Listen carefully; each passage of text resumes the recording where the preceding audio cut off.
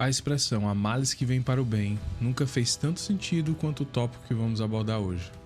Em toda adaptação, há um processo de diminuição ou de expansão de vários elementos da história, principalmente quando os diretores têm que contar essa mesma história em uma mídia diferente. E uma dessas mudanças que a série Casa do Dragão fez em comparação ao livro em que se baseia foram os Cuidadores de Dragão. Na série, eles são caracterizados como uma espécie de ordem monástica, com um embasamento religioso para estarem perto e viverem em função dos dragões. Como quem cultua as bestas e realmente acredita que os dragões são deuses. Eles literalmente dedicam suas vidas aos dragões. Mas afinal, quais são as funções de um cuidador de dragão? E por que Daemon queria dar arma a eles quando se preparava para defender Pedra do Dragão do possível ataque dos Verdes? E afinal, como é que foi a caracterização deles originalmente nos livros? Essas e outras perguntas vamos tentar responder nesse vídeo. Vamos explorar as mudanças feitas pela série em comparação ao livro e entender se essas alterações foram boas ou ruins. E sem mais delongas, bora pro vídeo. No livro Fogo e Sangue, o rei Jaehaerys é forçado a criar uma guarda composta por 77 homens para cuidar dos dragões. É descrito nas páginas que esses homens usavam armaduras pretas brilhantes e com um elmo que possuía uma fileira de escamas de dragão feitas de metal, que desciam até a metade das costas. E na série a gente tem uma versão completamente diferente deles. Aqui eles foram transformados em uma espécie de ordem de monges que cultuam e cuidam dos dragões. Vamos ouvir do próprio Ryan Condal, o produtor da série, o porquê da mudança e qual foi a reação de George ao ouvir que ela iria acontecer. If it's a layer that that's what I mean, like adding to just like we never thought about it, but of course it makes sense. I mean, but just that sort of fun moment of like, I don't know, whatever, the Godfather blessing it, I guess. Yeah, because we did a bunch of stuff around the Dragon Keepers. In the books, the Dragon Keepers are described as wearing this very, very elegant kind of black scaled armor. And you actually see it in the original books. At some point, I think Tyrion is walking through the Red Keep. See it. I mean, it's talked about, and he sees all these old suits of armor hung up, and it's an emblem to him. They're all dusty. It's an emblem to him of the great fallen empire of the Targaryens, because all the dragons are dead. The Targaryens are out of power, and here's this useless order that used to be like the Swiss Guard. Bem, no livro, a função real dos cuidadores não é interagir com os dragões em si, ou cuidar deles de fato. Afinal, os dragões podem cuidar de si mesmos. A função deles nas páginas é de proteger os dragões da própria família ou de algum aventureiro que se arrisque a fazer alguma bobagem com eles. Nós vemos aí 4 casos no livro que ilustram esses perigos, por assim dizer. O primeiro caso é o de Aeria Targaryen, que a gente já conhece essa história aqui, que de certa forma ela rouba o Balerion e a história dela acaba de forma trágica. Nós sabemos que roubar não é a palavra certa aqui, afinal o dragão teve que aceitar a princesa para levá-la para onde fosse. E esse foi o evento que, após a sua conclusão, motivou o rei Jaehaerys a criar essa ordem de cuidadores, E aqui eu acho que a palavra cuidadores até fica errado, eu acho que fica mais como guardiões mesmo. E o segundo evento onde os cuidadores aí têm sua participação é quando, no ano de 60 depois da conquista, a princesa Daenerys adoece de calafrios e o rei envia um corvo para a Pedra do Dragão, ordenando que os cuidadores levassem um filhote para a princesa. O Jaehaerys, ele acreditava que caso sua filha se ligasse a um dragão, um filhote, que a sua saúde melhoraria e que ela sobreviveria à doença. Porém, não houve tempo hábil e a princesa veio a falecer muito rápido e não conseguiu testar a teoria que inclusive a gente já abordou aqui no canal no vídeo Por que o Viserys ficou tão doente. E o terceiro evento ocorreu no ano 84 depois da conquista, quando a princesa Saera Targaryen, a suposta mãe de Littlehammer, foi pega tentando entrar no Fosso dos Dragões e os cuidadores a capturaram e a levaram de volta para a Fortaleza Vermelha. E o quarto evento aconteceu quando também uma filha de Jaehaerys, a princesa Visera, trouxe 6 garotos até o fosso, prometendo sua virgindade para aquele que pusesse sua cabeça dentro da boca de um dragão. Mas no livro os cuidadores chegaram a tempo e impediram tal peripécia de acontecer. E outros eventos menores, quais os cuidadores têm aparição na história do livro, são eles: quando eles aconselham a princesa Alyssa, a mãe de Viserys e Daemon, a não tentar domar o Balerion no ano de 75 depois da conquista, argumentando que Balerion estaria velho e lento, e indicaram a princesa a domar um dragão mais ágil. E no fim eles tiveram sucesso, pois a princesa acabou que domou Melis. Inclusive, também é dito que eles que dão alguns apelidos para os dragões, como é o caso do Caraxes aí, que foi chamado por eles de Verme de Sangue. Mas voltando agora para a série, nós vemos os cuidadores já na primeira sequência após a abertura do primeiro episódio. E são eles que proferem as primeiras linhas em Alto Valyriano e já mostrando uma configuração diferente, tanto nas suas vestimentas e apetrechos. Na série eles não têm espadas ou armaduras, mas sim um cajado e roupas leves. Também vemos outro aspecto representado aqui como uma forma de hierarquia, né? Os cuidadores eles são divididos em 2 visíveis cargos. Aqui a gente vê 2 duplas de cuidadores, com cada dupla contendo um cuidador mais experiente, que ele age como uma espécie de chefe ou comandante do par. Ele treina o cuidador mais novo, que aqui aparenta ser um pupilo que está iniciando na ordem. E o outro elemento do grupo a gente vê no fundo da cena, quando a Syrax pousa, né? Eles se movem bem discretamente. Outros 2 cuidadores no mesmo formato de mestre e pupilo, que funciona como uma espécie de apoio ali para eles. E a cena é bem simples aos nossos olhos, né? Fica claro que o que ocorre nela é algo rotineiro. Mas mesmo assim conseguimos ver essa dinâmica e não precisamos de uma descrição detalhada para entender o que acontece. Outro fator muito interessante e que difere do livro é que aqui na série nós temos cuidadores mulheres, uma vez que no livro somos levados a acreditar que todos eles são homens pelo uso de espadas e armaduras. Ainda sobre o visual deles, vemos que os iniciantes têm o cabelo raspado, algo que fica ainda mais aparente na moça que também tem seu scalpo à mostra apesar de ser jovem. Já no segundo episódio, um dos cuidadores ancião aparece na sala do pequeno conselho de Viserys, documentando o roubo de um ovo de dragão. O que é curioso, pois no diálogo vemos que ele sabe exatamente de que dragão é o ovo. Será que eles são os que lidam com a extração dos ovos da ninhada também? Muito provavelmente sim, pois a mamãe dragão também tem que se alimentar. E ela deve fazer a alimentação dela na parte superior do fosso, como a gente vê nos episódios seguintes, quando Vermax passa pelo mesmo processo. Mas ainda nessa cena, algo ficou sem explicação pra mim, e que eu achei também de veras curioso.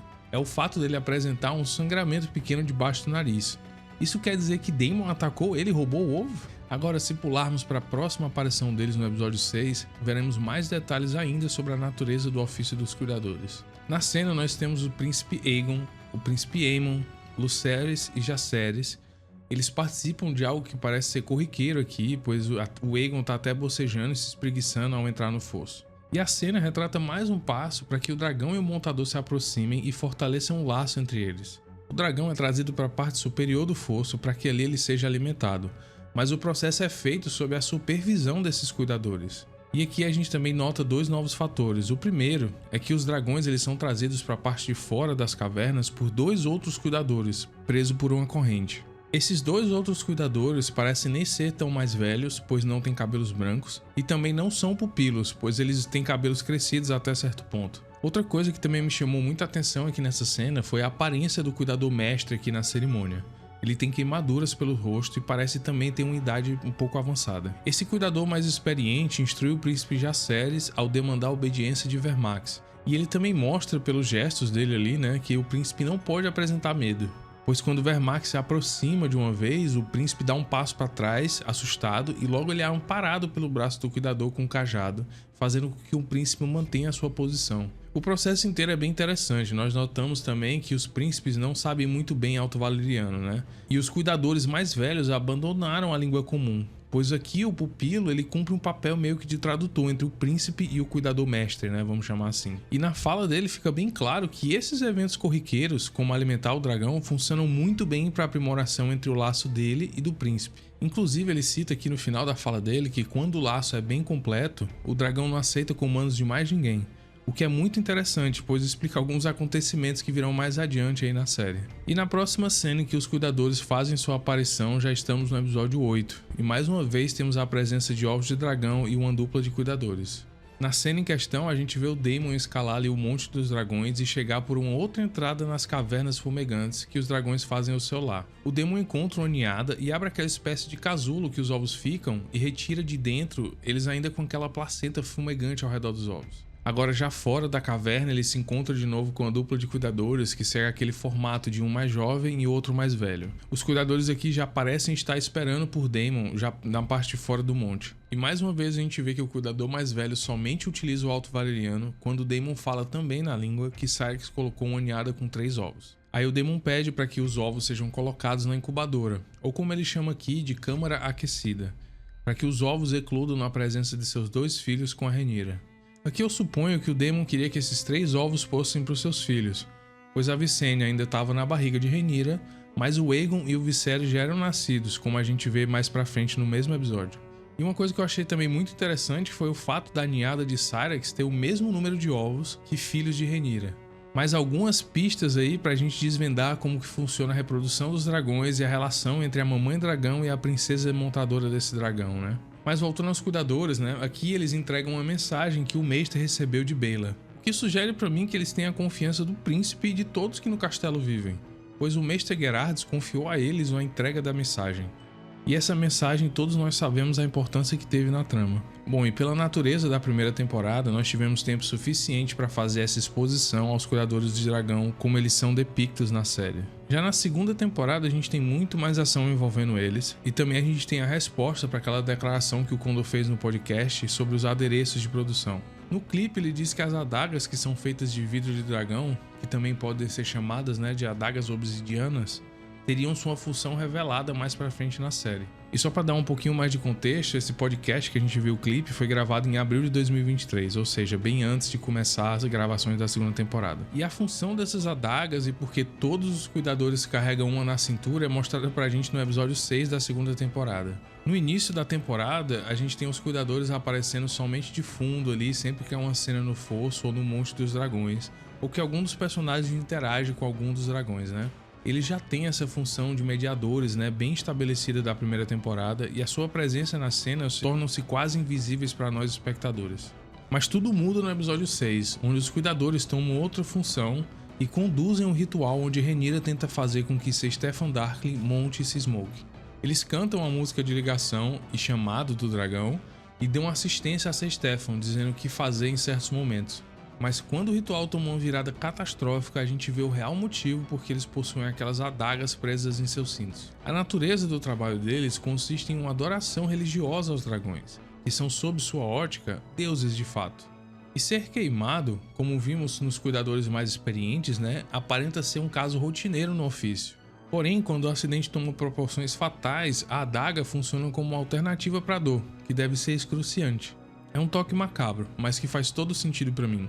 E funciona também como um constante lembrete que o respeito com os dragões deve ser mantido a todo instante na presença deles. E no episódio seguinte nós vemos a repercussão desse ritual mal feito, que foi fatal para o cavaleiro da guarda real de Rhaenyra e que também custou a vida de um dos cuidadores. Aqui eles chamam a versão da semeadura apresentada na série pra gente de abominação. Eles consideram colocar alguém de fora da linhagem dos Targaryen na frente de um dragão uma blasfêmia. Eles consideram o fato do Smoke ter queimado Stefan como julgamento, e o fato de Rhaenyra trazer mais pessoas com sangue duvidoso para tentar o feito é simplesmente uma ofensa para a ordem deles. E eles dizem que para eles os dragões são o que resta da mágica da antiga Valíria nesse mundo triste. E aqui eu tenho que concordar com eles. Afinal, quando Aina e sua família vieram para a Pedra do Dragão, eles trouxeram tudo, inclusive dragões. Mas eles não trouxeram nenhum tipo de mago de sangue ou alguém que pudesse dar continuidade aos ritos que criaram os dragões e a sua cultura. No final do diálogo, ele diz que o que está prestes a acontecer é um jogo político dos homens, e que foge totalmente do propósito deles como cuidadores, e que eles não vão fazer parte desse processo. Eu achei sensacional essa mudança do livro para a série, pois em Fogo e Sangue os cuidadores não têm essas especialidades e a gente nem explora nem um pouco das suas origens.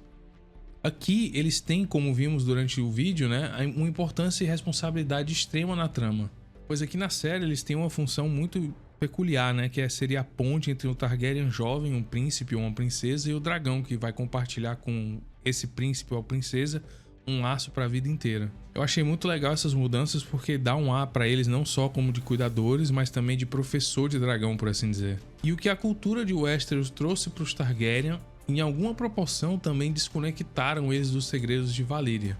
E a série encapsula muito bem esse sentimento e mostra pra gente que eles também tinham essa função na história. Eu gostei muito desse acidente, né, que foi proporcionado pra gente por uma questão de limite de orçamento na produção e que no final das contas deu muita margem e expandiu essa conexão entre os Targaryen e Valíria. E você, o que você acha desses cuidadores de dragão que a gente foi mostrado na série? Concorda que foi uma mudança positiva ou vocês prefeririam ver a versão do livro mostrado na série também? Eu espero que tenham gostado do vídeo. Esse é um tópico que muito provavelmente você não vai ver em outros canais, então já deixa seu like, confere se não está inscrito. Tenham todos uma ótima semana e nos vemos na próxima Teoria de Dragão.